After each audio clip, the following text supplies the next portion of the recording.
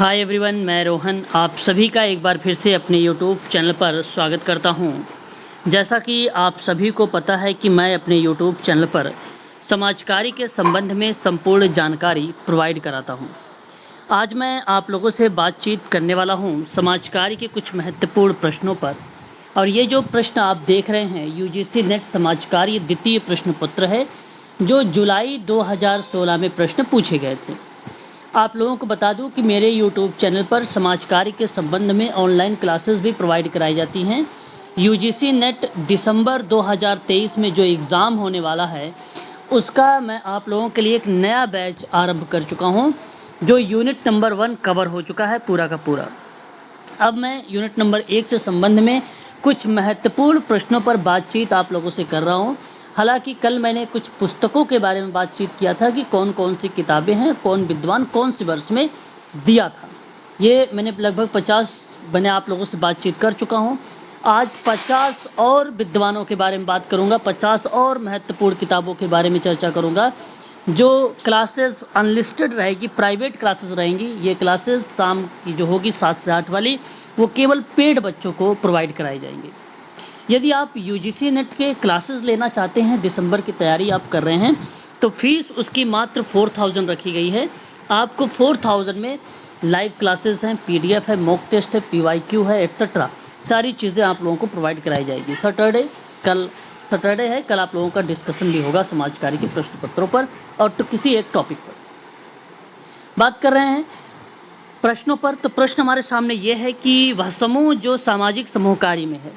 ये प्रश्न medical social work के स्टूडेंट के लिए भी इम्पोर्टेंट है। तो व्यवस्थित रूप से यहाँ पे प्रश्न पूछा गया है कि गठित होना ज़रूरी है, बिल्कुल सही बात है।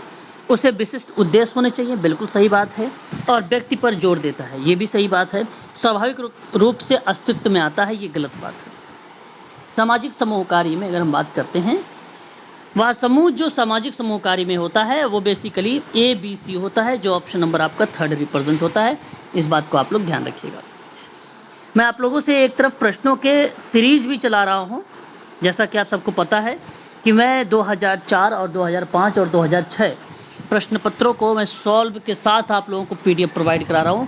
उस PDF में जो भी मेन या मुख्य जो बिंदु हैं, उन पर मैं आप लोगों से नोट करके आप लोगों को वो ग्रुप में डाल रहा हूं, ताकि आप लोग जब भी PDF ओपन करें तो प्रश्न के उत्तर भी मिल जाए और उस प्रश्न के संबंध में जितने भी तथ्य हैं उन तथ्यों का भी आपको स्पष्ट हो जाए।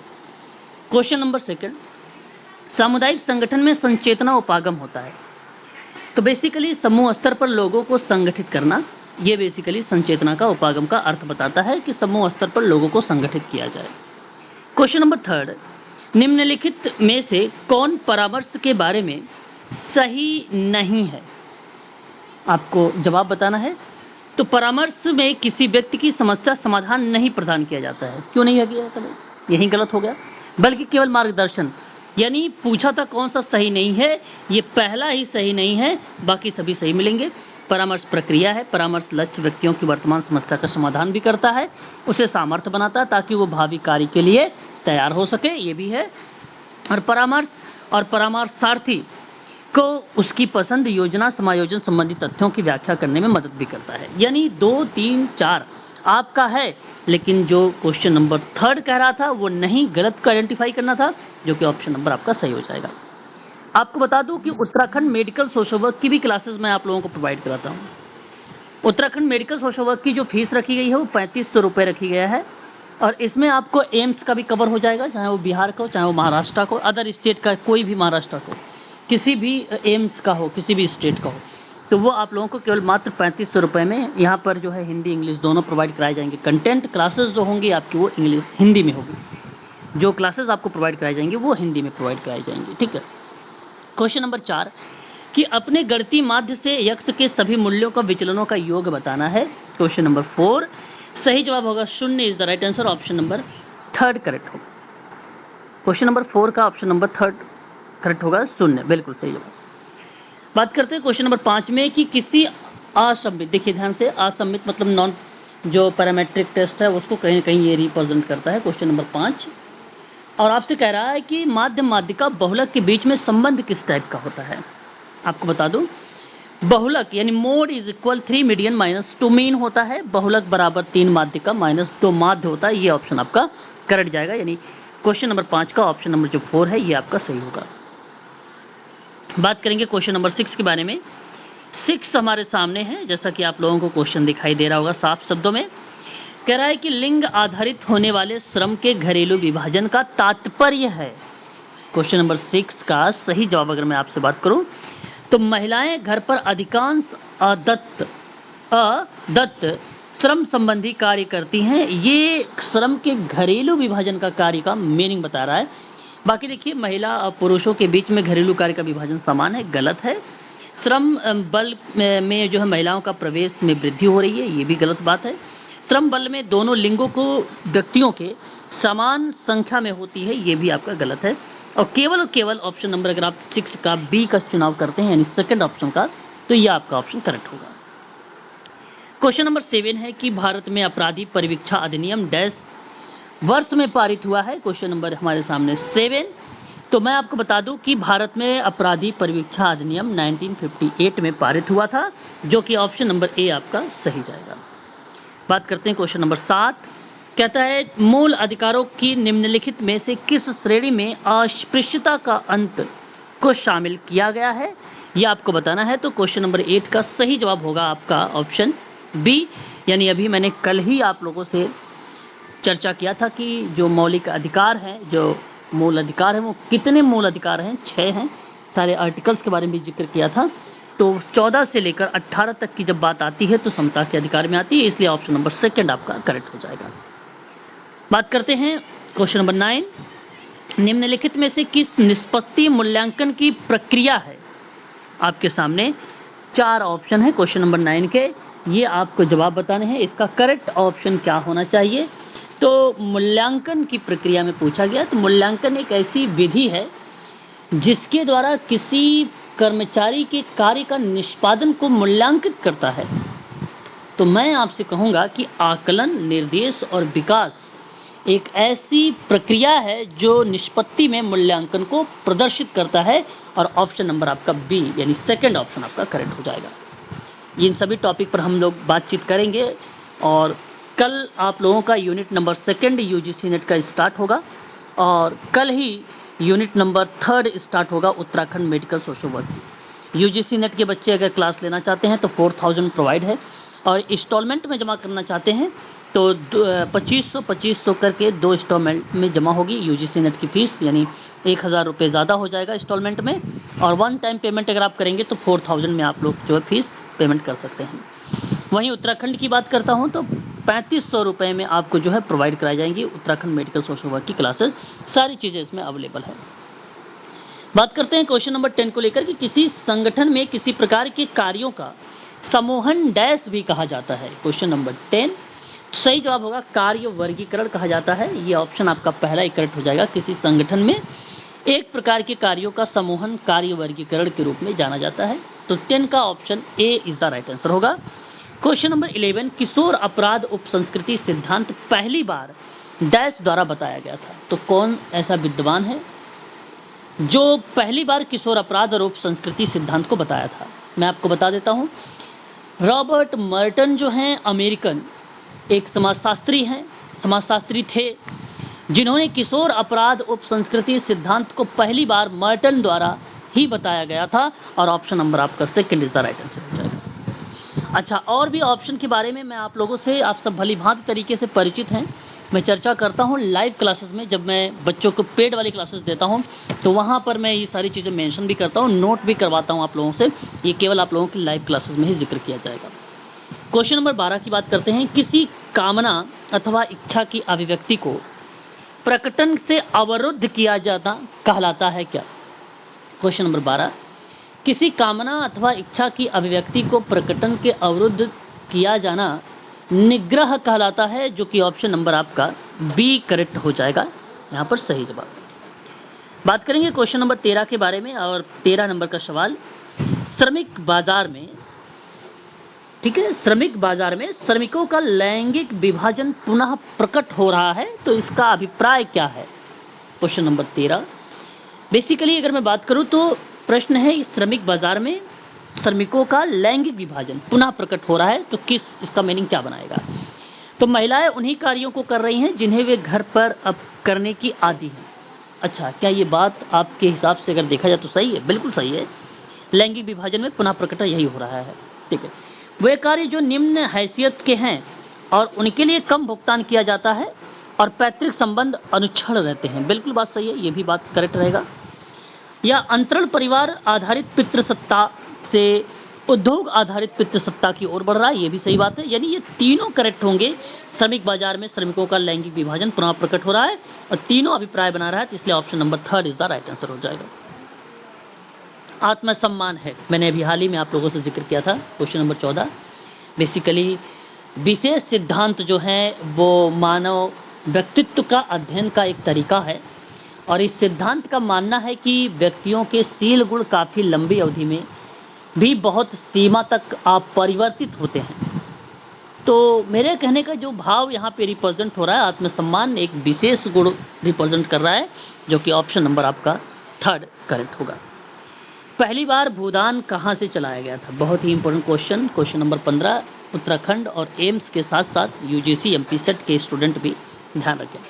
क्वेश्चन नंबर 15 कि पहली बार भूदान कहाँ से चलाया गया, तो क्वेश्चन नंबर 15 का सही जवाब हो जाएगा पोचमपल्ली से। ऑप्शन नंबर आपका B is the right answer होगा।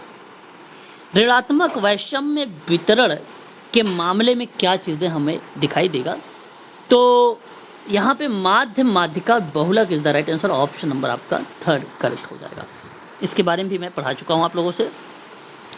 क्वेश्चन नंबर 17 कि अपराध के विषय में जीव वैज्ञानिक विचारधारा को प्रस्तुत ने किया है।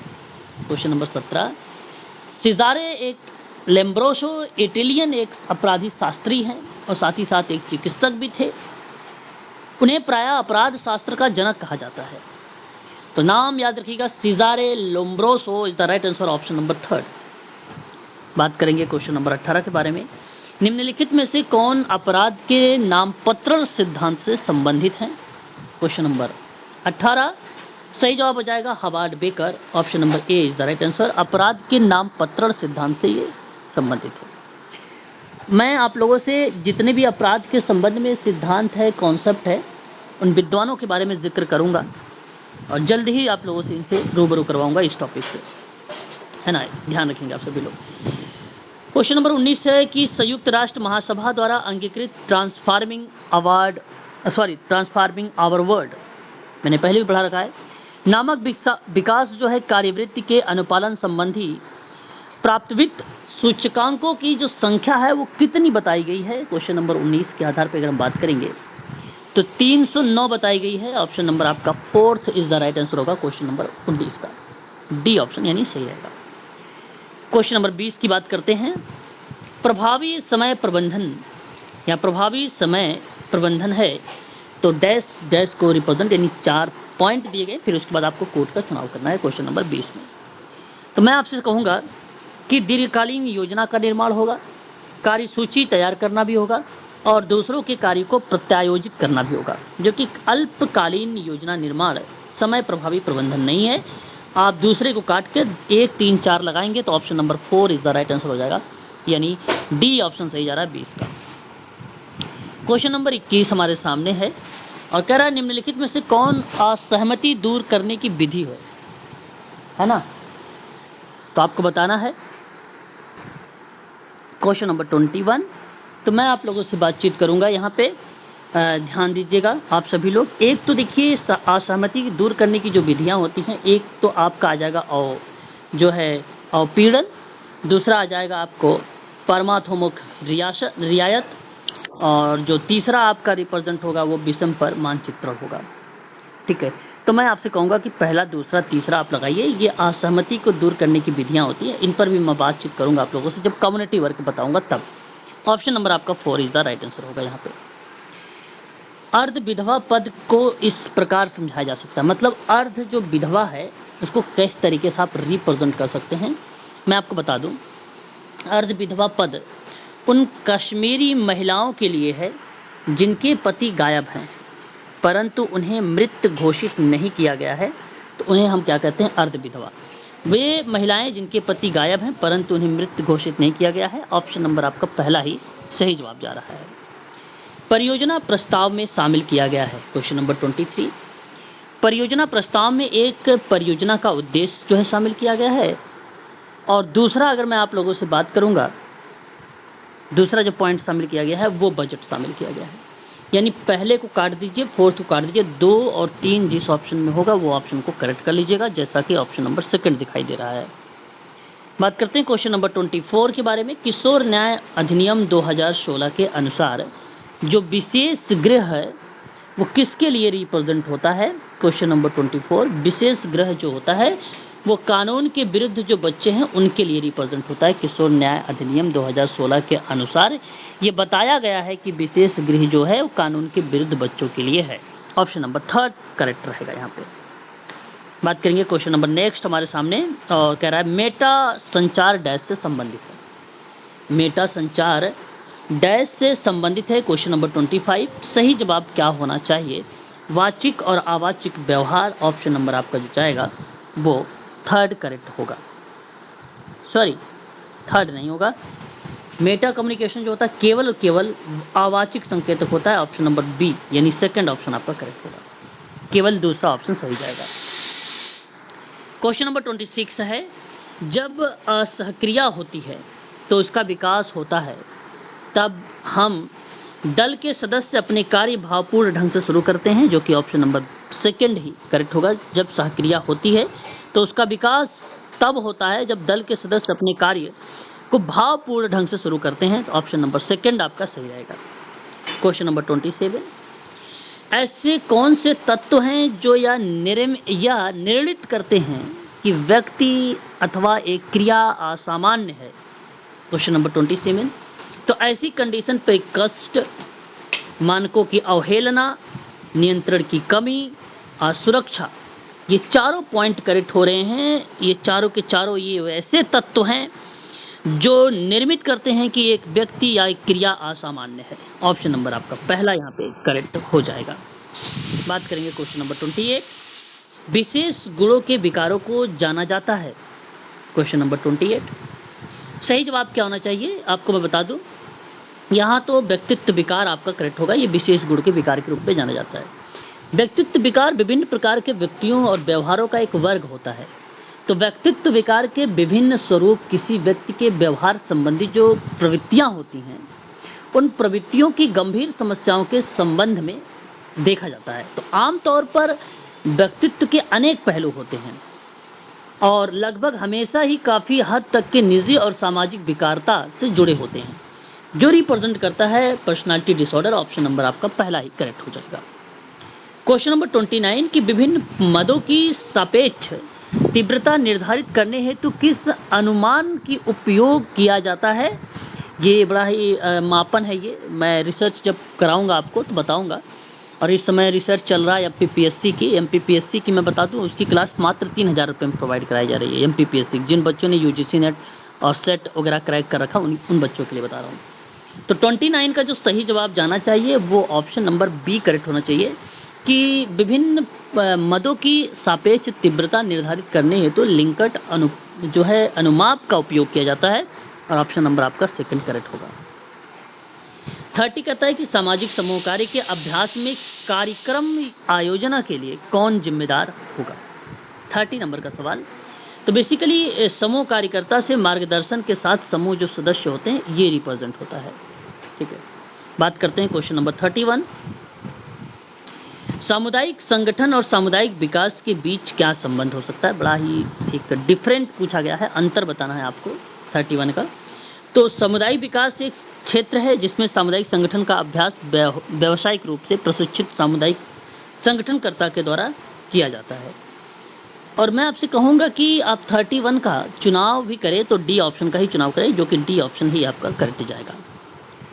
क्वेश्चन नंबर 32 की निम्नलिखित में से कौन सी निपुणता है जिसकी आवश्यकता सामाजिक समूह कार्य के अभ्यास में सामाजिक समूह कार्यकर्ता के लिए नहीं होती है?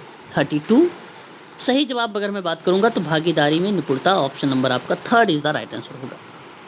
क्वेश्चन नंबर अगर हम बात करते हैं, सामाजिक क्रिया का प्रत्यक्ष शारीरिक क्रिया प्रतिमान डैश का प्रतिरूप है।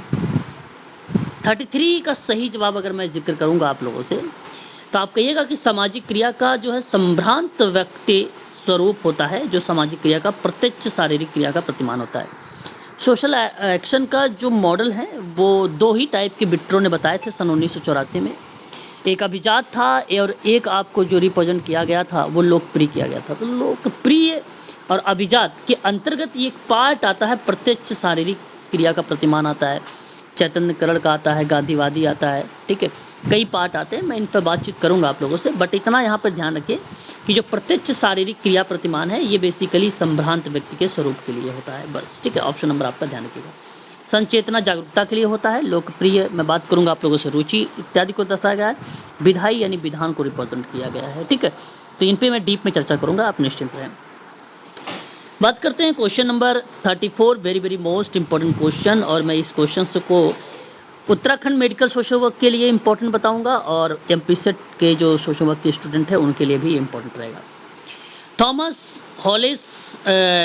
थॉमस एंटोनियो हॉलिस के समव्यवहारात्मक विश्लेषण ट्रांसैक्शनल थ्योरी है ये एनालिसिस से, जिसमें एक व्यक्ति दूसरे के बारे में क्या विचार रखता है। 4 संभावित जीवन स्थितियों का वर्णन किया गया है और इन स्थितियों को उनके द्वारा किए गए वर्णन के अनुसार व्यवस्थित तरीके से आपको दर्शाना है। 34 का क्वेश्चन नंबर।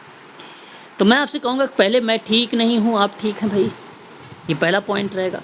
दूसरा आपका आएगा मैं ठीक नहीं हूँ आप ठीक नहीं है, ये दूसरा पॉइंट रिप्रेजेंट होगा। तीसरा पॉइंट आएगा कि मैं ठीक हूँ आप ठीक नहीं है, ये तीसरा पॉइंट होगा। चौथा पॉइंट कहेगा मैं ठीक हूँ आप ठीक नहीं है, ये 4 पॉइंट रहेगा। तो आपका ऑप्शन जो जा रहा है वो केवल पहला ऑप्शन सही जाएगा। 34 का option number A is the right answer होगा। बात करते हैं कैप्टन और जो है गेलेवे की समस्या समाधान प्रतिमान के संपर्क में फेज, यानी इस फेज में चरणों का सही आपको क्रम में दर्शाना है। बड़ा ही आसान सा सवाल है। क्वेश्चन नंबर 35, पहले समस्या की पहचान होती है, फिर लक्ष्य की पहचान होती है, फिर संविदा, फिर अन्वेषण, लास्ट में खोज ही होता है। ऑप्शन नंबर बी आपका करेक्ट हो जाएगा। बात करेंगे क्वेश्चन नंबर 36 के बारे में। निम्नलिखित में से आयोगों को सबसे पहले स्थापित किया गया है। क्वेश्चन नंबर 36 आपको दर्शाना है और याद रखें आप लोग इस प्रश्न को वही बच्चे कर सकते हैं जिन बच्चों को आयोग के बारे में पता होगा कि राष्ट्रीय सूचना आयोग कब आया, राष्ट्रीय सफाई कर्मचारी आयोग कब आया, राष्ट्रीय महिला आयोग कब आया, राष्ट्रीय पिछड़ा वर्ग आयोग कब आया है, ठीक है। ये आपको बताना होगा। जिनको पता होगा वही इन चीज़ों को रिप्रेजेंट करेंगे। पर आप एक चीज़ ध्यान रखेंगे, यहाँ आप लोगों का जो ऑप्शन जाएगा वो ऑप्शन आपका जो माना जाएगा 36 का वो बी वाला करेक्ट रहेगा। सबसे पहले राष्ट्रीय महिला आयोग आया, फिर राष्ट्रीय पिछड़ा वर्ग आयोग आया, फिर उसके बाद राष्ट्रीय सफाई कर्मचारी आयोग आया, फिर आपका राष्ट्रीय सूचना आयोग आया। इन क्लासेस के बारे में डिटेल व्याख्या मैं लाइव क्लासेस में करूँगा आप लोगों से।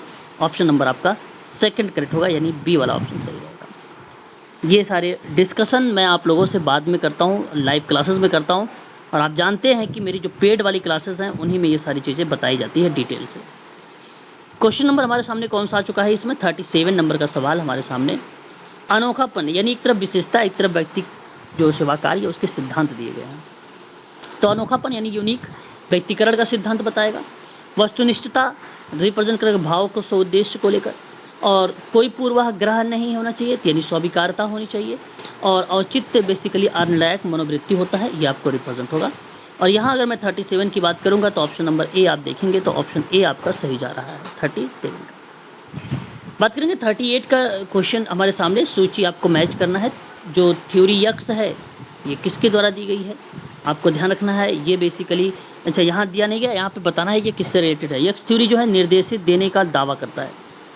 वहीं अगर हम बात करते हैं आपसे वाई सिद्धांत, तो आत्मनिर्देशन के आत्मनियंत्रण पर बात करता है, ठीक है, याद रखेंगे आप लोग। 38 वाला सवाल बहुत इंपॉर्टेंट है। थ्योरी जेड जो है वो बेसिकली यह सिद्धांत जो कम औपचारिकता होती है। विकारक सिद्धांत क्या होता है, प्रेरणा और स्वच्छता से संबंधित होता है, जो कि ऑप्शन नंबर आपका 3 इज द राइट आंसर हो जाएगा इस प्रश्न का सही जवाब। आगे बात करते हैं, क्वेश्चन नंबर नेक्स्ट लेंगे हम लोग, और अगला सवाल हमारे सामने आ रहा है। एक तरफ भावनाएं दी गई हैं, दूसरी तरफ रक्षा युक्तियाँ हैं। ये सभी रक्षा युक्तियाँ सिगमंड फ्रायड के द्वारा दी गई हैं। क्वेश्चन नंबर हमारे सामने 39 नंबर का सवाल आया है। 39 नंबर का सवाल है। तो दुष्चंता के विपरीत जो भावनाएं होती हैं वो किसको रिप्रेजेंट करती हैं, ये आपको दर्शाना है। यहाँ पे 4 ऑप्शन है। प्रतिज्ञीकरण की बात कर रहा है या औचित्य स्थापन की बात कर रहा है आप लोगों से, और फिर उसके बाद अगर हम बात करते हैं पृथक्करण है, और एक प्रतिक्रिया विधान है।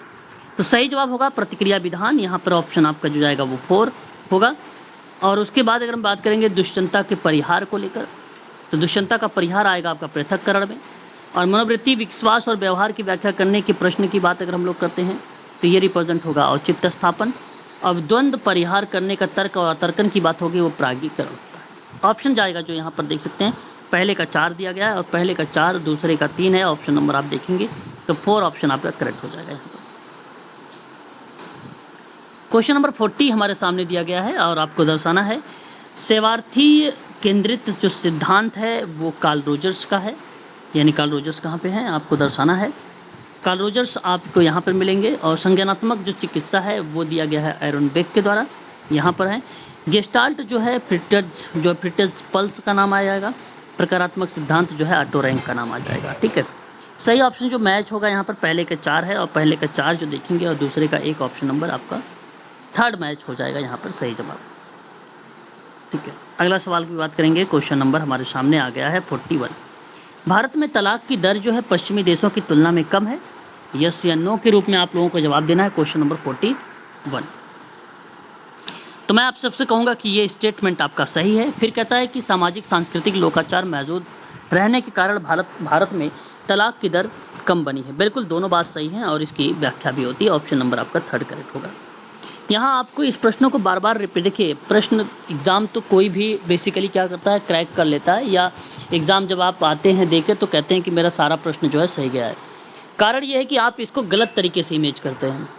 इसकी कल्पना अगर आपको करनी है तो सकारात्मक और सही दृष्टिकोण में करना है। ऐसे प्रश्नों को अगर आपको सही करना है तो पर डे आप लोगों को पढ़ना पड़ेगा, इसके क्लासेस, इसके कॉन्सेप्ट को समझना पड़ेगा कि ये बात जो बताई जा रही है तर्क में, क्या ये बात अभिकथन को रिप्रेजेंट करती है।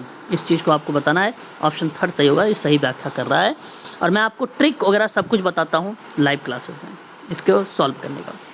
अभिकथन की बात करते हैं, जब वो लोग रोग से निशक्त हो जाते हैं तो उसके परिणाम स्वरूप या उसके फलस्वरूप, बात दोनों एक ही है, उसके परिवार और उन सदस्यों एवं अन्य के ऊपर दबाव आ जाता है तो उसकी सहायता एवं पालन पोषण करते हैं।